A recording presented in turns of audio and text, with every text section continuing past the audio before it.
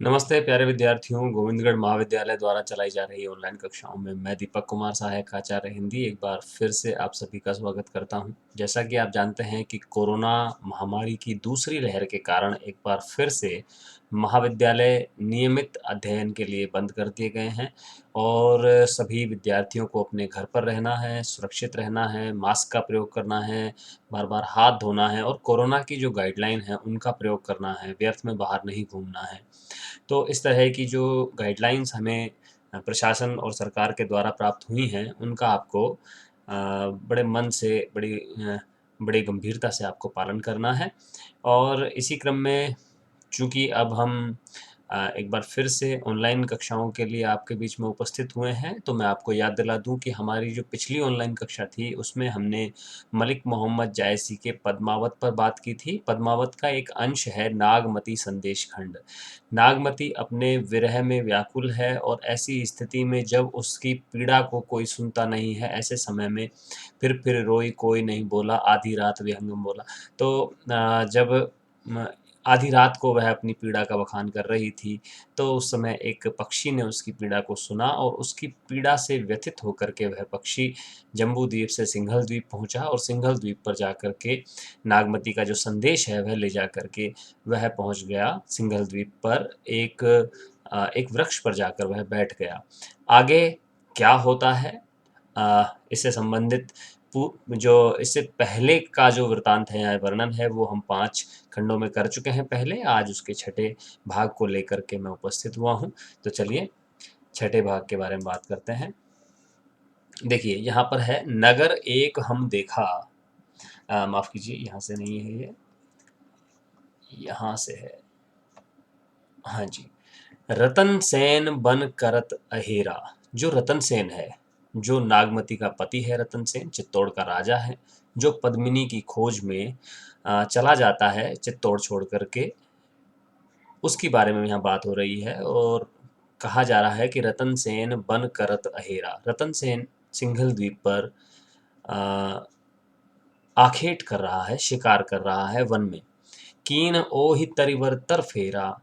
जब रतन सेन वृक्ष आखेट कर रहा है, वन में शिकार कर रहा है, उस समय वह विश्राम करने के लिए उसी वृक्ष के नीचे जा बैठता है जिस वृक्ष पर वह पक्षी बैठा है जो नागमती का संदेश लेकर आया है।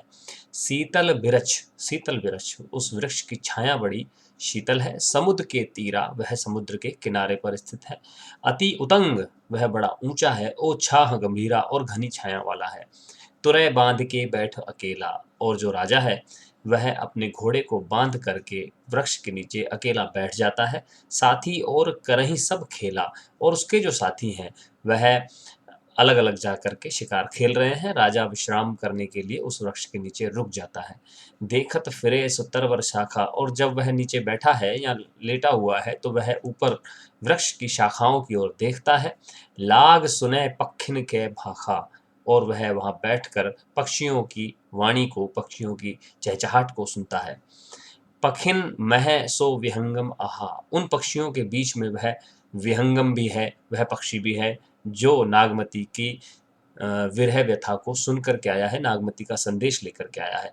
नागमती जासो दुख कहा, जिससे नागमती ने अपनी पीड़ा कही है, वह विहंगम भी, वह पक्षी भी अन्य पक्षियों के बीच में शाखाओं पर बैठा था। पूछे ही सबे विहंगम नामा, सारे जो पक्षी हैं वह उस पक्षी से उसका नाम पूछते हैं और पूछते हैं कि अहो मीत, अरे मित्र, काहे तुम सामा, तुम इतने काले क्यों हो। वह पक्षी जो नागमती की पीड़ा सुनकर आया है, वह नागमती की पीड़ा को सुन करके काला हो गया है। क्यों काला हो गया, उसका उत्तर वह बाद में देगा। तो उससे प्रश्न पूछते हैं जो पक्षी हैं उस वृक्ष पर बैठे हुए कि हे मित्र, तुम इतने काले क्यों हो गए हो या काले क्यों हो, कहसी।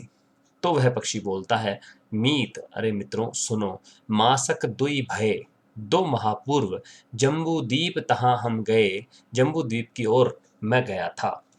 आगे क्या कहता है, नगर एक हम देखा, गढ़ चित उर ओहि नाव। वहां पर मैंने एक नगर देखा, उस नगर का नाम चित्तौड़गढ़ था। सो दुख कहो कहाँ लगी, हम दाढ़े ते ही ठाव। और उस नगर में मुझे ऐसा भारी दुःख प्राप्त हुआ है कि मैं उस दुःख को, उस पीड़ा का वर्णन क्या करूँ। और मित्रों, मैं उसी स्थान पर, तेही ठाव मतलब उस स्थान पर हम दाढ़े, मैं जल गया हूँ। मैं जल गया हूँ और जलने के कारण मेरी ऐसी दशा हो गई है, मैं इतना काला हो गया हूँ उस स्थान पर, जो मुझे अपार दुःख प्राप्त हुआ है, उस दुःख की मैं क्या कथा तुमसे कहूँ। तो इस तरह से छठा भाग यहाँ पूरा होता है। अगले भाग में हम एक बार फिर से आपसे मिलेंगे। तब तक के लिए बहुत-बहुत धन्यवाद। शुक्रिया।